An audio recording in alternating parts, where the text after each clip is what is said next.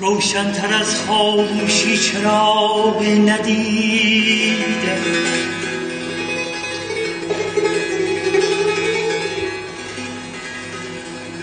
روشن‌تر از خاموشی چراغی ندیدم و سخنی به از بی سخنی نشنیدم.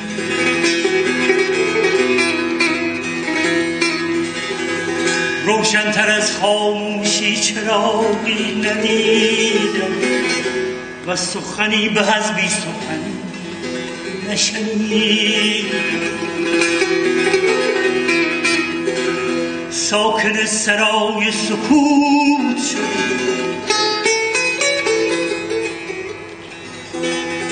ساکن سرای سکوت شد و صدوه صابری در پوشیدم.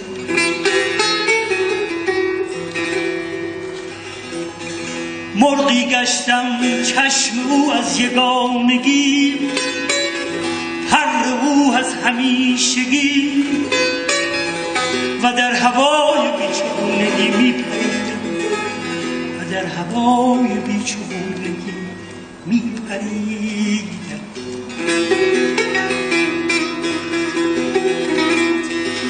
مرغی گشتم چشم او از یگانگی، پر او از همیشگی و در هوای بیچگونگی میپرید.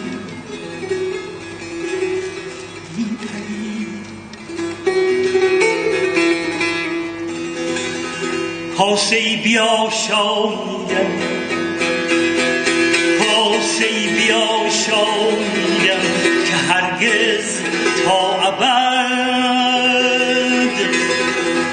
از تشنگی او سیراب نشد.